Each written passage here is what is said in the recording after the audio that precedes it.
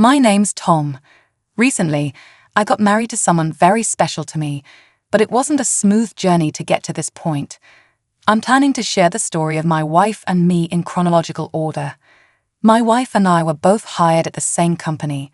We were both the same age, having both joined the company as college graduates. My wife's name is Margaret. Back then, we were just colleagues, and I used to casually call her Margaret. After our orientation, we ended up in the same department. We were both in sales, encouraging each other to do our best, grinding day in and day out. At the time, I had a girlfriend. We were getting along pretty well, I'd say. Then, in late April, I got a call from my buddy Joe. Joe is an old high school buddy of mine. We went to different colleges, but will occasionally hang out, just the guys. I got a call from Joe saying, "I got some couple tickets for an amusement park. Want to bring our girlfriends?" I'd never been on a double date before, so it was a bit awkward, but it seemed like it could make a good memory. My girlfriend was also up for it, so we decided to go. On the day of our double date during the long weekend, we met up at the location. I got out of my car and shouted, "Hey, Joe." Joe raised his hand. "Hey, long time no see." We both knew that we had girlfriends, but we'd never actually met them or even heard their names before. Feeling a bit jittery, we introduced our girls. "This is Margaret, nice to meet you." The moment I saw the face of the girl stepping out of Joe's car, I said, "What, Margaret?" "Tom, is that you?" We both looked at each other and couldn't help but laugh. Turns out my buddy Joe's girlfriend was none other than my co-worker, Margaret. No way. I knew you were in sales, but Tom and Margaret, you're at the same company. Joe was equally shocked and raised his voice. It was such a coincidence. All we could do was laugh. Riding that wave of laughter, we all acted like kids running around an amusement park. Then, at lunchtime, they said they had something to tell me. Joe and Margaret were planning to get married in June. The wedding date was still up in the air, but they said once they'd saved up some cash, they'd like to have a wedding. So, come a lucky day in June, Joe and Margaret tied the knot. Margaret kept her last name. I hear that ever since they got married, Margaret's been making Joe's lunch every day. I was privy to all these lovey-dovey stories, but as for me, I got dumped by my girlfriend that fall. Ever since she heard Joe and Margaret were getting married, she'd been mulling over our future. I've been thinking about it too, but what she said hit me hard. "I can't see a future with you." I asked if I'd done something wrong, but her response was vague. Something like, "It just doesn't feel right. Let the past be the past." I thought, but it was a tough pill to swallow. Joe and Margaret were the ones who consoled and encouraged me. Despite being newlyweds, they'd invite me over and lift my spirits with some drinks. Best friends and co-workers, including myself, the three of us started hanging out more once Joe and Margaret got married. I thought this enjoyable dynamic would last forever. Then, a new year rolled around and spring came along. It was the spring marking our second year at the company. One Monday, when work hours had already started, Margaret was nowhere to be found. Is she unusually off work today? Just as I was about to ask my boss that, my phone rang. It was an old high school buddy. "Sorry to bother you at work, but I just got a call from a friend." Without any pleasantries, he sounded rushed, but the next words from him left me in shock. Joe had an accident. It was a call to tell me that Joe had passed away this morning. "What, Joe? You're kidding me. What do you mean he's gone?" I was rattled. I couldn't believe what I was hearing. The accident happened last night. Joe was in the passenger seat of a friend's car, and an oncoming car, apparently a dozing driver, ran into the car Joe was in. He was rushed into emergency surgery but passed away in the early hours. I attended Joe's funeral. "Joe, why did it have to be you?" I couldn't stop the tears. The harsh reality was too much to take. Margaret held it together at first, but broke down crying during the service. I couldn't bear to look at her like that, so I covered my face with a handkerchief, trying to stifle my sobs. Afterwards, Margaret took a month off work. By the time she came back, she had lost a lot of weight. When she returned, she came to my desk. "Tom, thanks for all the mails. Sorry for worrying you." Margaret smiled, but I could tell she was still forcing it. "I can't believe that Joe's gone," she said. "That's why I've been so worried about Margaret during her time off. I have been sending her emails at night. Are you eating properly? Getting good sleep in your bed?" That's all I could really ask in my mails. But Margaret told me she appreciated those. Messages being alone at night was tough for her. When she got home, the loneliness hit her hard, and she couldn't get anything down. When she got an email from me, it made her think that she had to at least try to live a normal life. Even if it was just one sandwich, she managed to eat it. Seeing Margaret like that, I couldn't bring myself to say, "I hope you get better soon."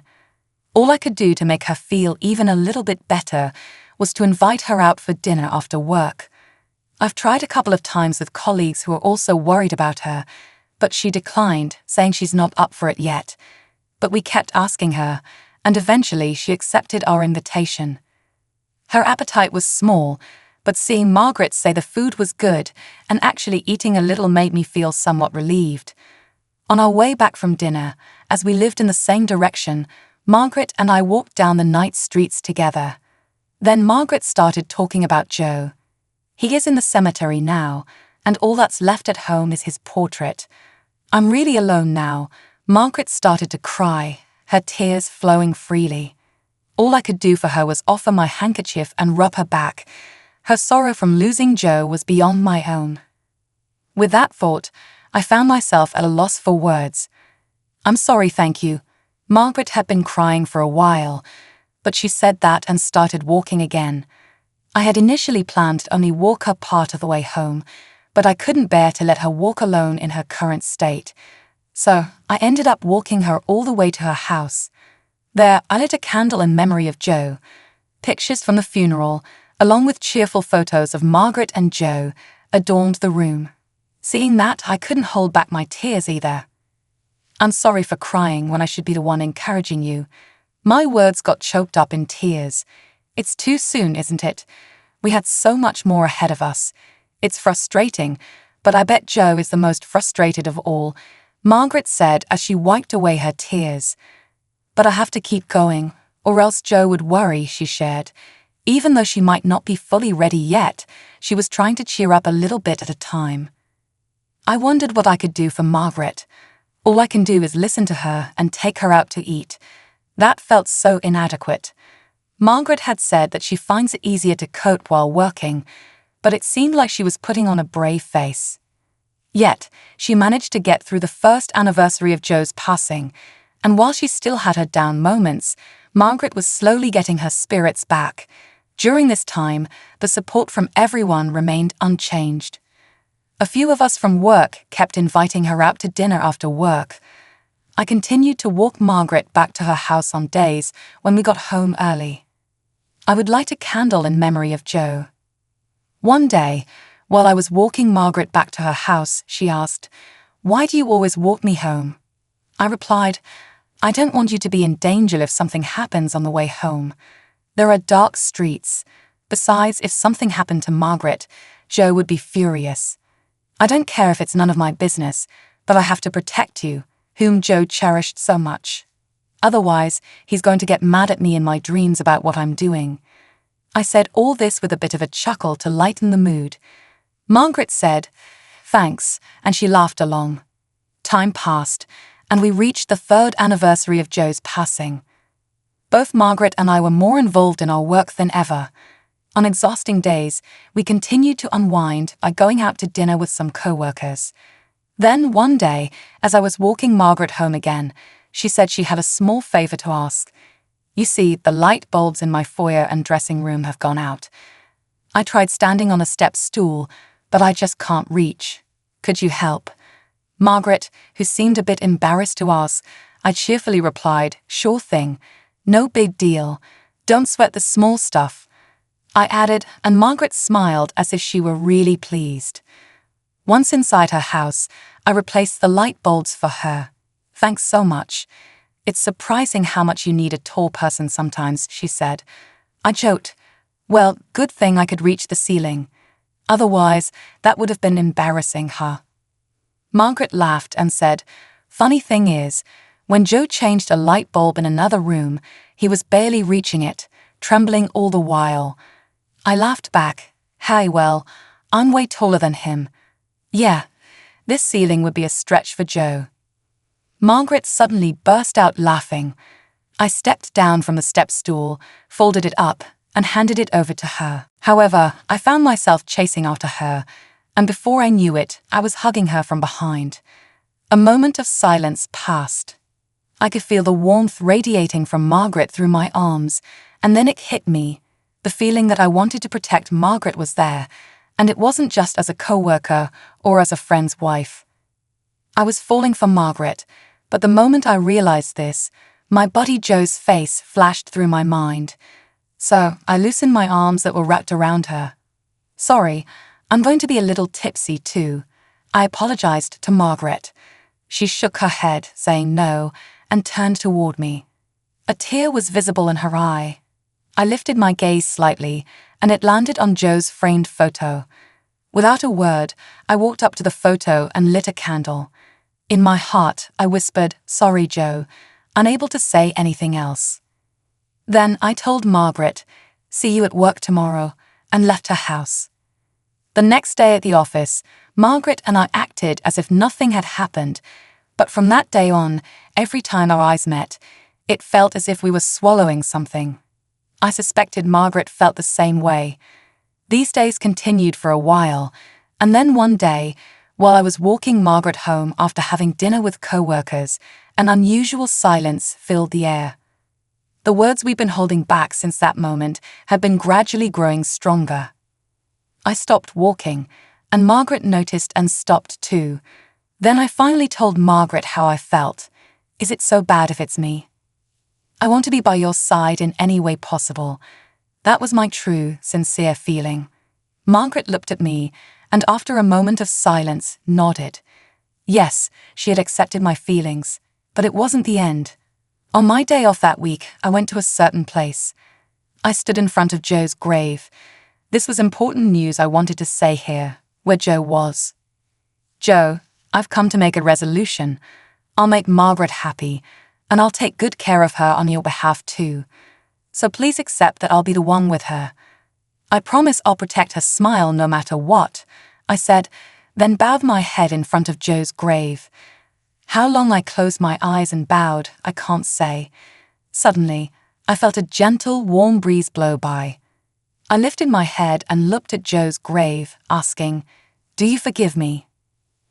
I posed the question like that, then another warm breeze blew. It felt like Joe was answering me. That warm wind had a kindness to it that reminded me of how Joe used to speak. I said, "Thank you," and bowed my head deeply once more. "I promise I'll absolutely keep this vow," I swore to Joe as I left. I turned towards Joe's grave one last time and said, "Joe, I'll be back." With that, I walked away. A decade has passed since then. We had just recently observed the 13th anniversary of Joe's passing. Margaret and I have been together ever since, living in a committed relationship, much like a common little marriage. One day after that, Margaret suddenly said she had something important to discuss. It was on our way back from visiting Joe's grave to honor his memory. It had become our custom to pause and rest at a park before heading back home after these visits. That's when Margaret suddenly turned serious and started speaking. "Tom, it's been a while, and we just had Joe's 13th memorial service, so I've been thinking, it's about time. I know we shouldn't rush to conclusions, but we need to think about our own lives too. I'm sorry for everything up to this point. Thanks for being there for me." In Margaret's trembling hand was a marriage license. I held Margaret tightly. "Don't apologize. I'm the one who said any form of us is fine, right?" Margaret broke into tears, nodded yes, and forced a smile. "Hey, don't cry. If you do, I'll feel like I've broken a man-to-man promise," I cheerfully said to prevent Margaret from crying any further. Margaret laughed and said, "What's this man-to-man promise you're talking about?" "Well, never mind that," I said. I held Margaret again and looked up at the sky.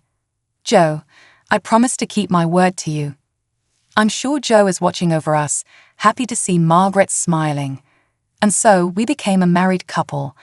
2 years later, a new life was born into our family. A cute little girl who looks like Margaret. On the day our child was born, there was a meteor shower. It was a special day for other reasons too. Joe loved stargazing, and both Margaret and I knew that. So we couldn't help but think that he was sending his blessings for a safe childbirth and our happiness. The child was safely born, full of energy, and she has since filled our lives with her adorable laughter. To ensure that the family we're committed to protecting can always smile, and while cherishing our loved ones as they deserve, we plan to keep living life in our own way.